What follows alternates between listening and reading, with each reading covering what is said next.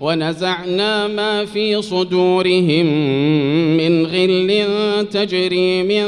تحتهم الأنهار وقالوا الحمد لله الذي هدانا لهذا وما كنا لنهتدي لولا أن هدانا الله لقد جاءت رسل ربنا بالحق ونودوا أن تلكم الجنة أورثتموها بما كنتم تعملون ونادى أصحاب الجنة أصحاب النار أن قد وجدنا ما وعدنا ربنا حقا فهل وجدتم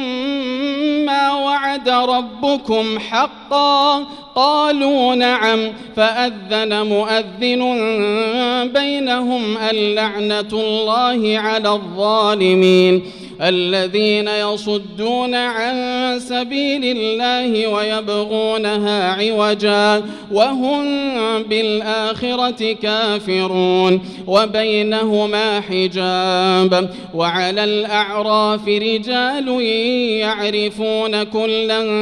بسيماهم ونادوا أصحاب الجنة أن سلام عليكم لم يدخلوها وهم يطمعون وإذا صرفت أبصارهم تلقاء أصحاب النار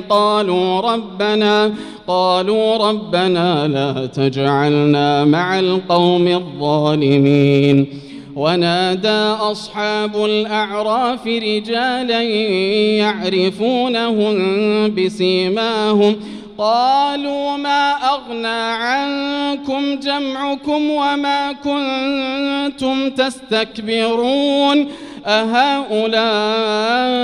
الذين أقسمتم لا ينالهم الله برحمة ادخلوا الجنة لا خوف عليكم ولا أنتم تحزنون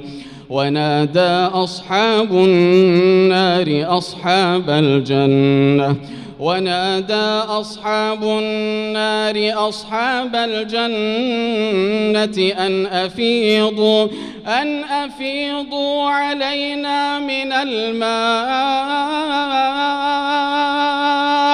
أن أفيضوا علينا من الماء أو مما رزقكم الله قالوا إن الله حرمهما على الكافرين الذين اتخذوا دينهم لهوا ولعبا وغرتهم الحياة الدنيا فاليوم ننساهم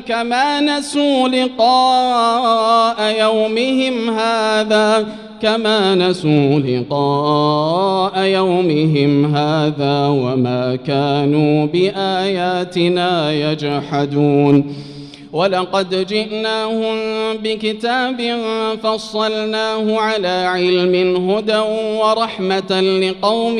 يؤمنون هل ينظرون إلا تأويله يوم يأتي تأويله يقول الذين نسوه من قبل قد جاءت رسل ربنا بالحق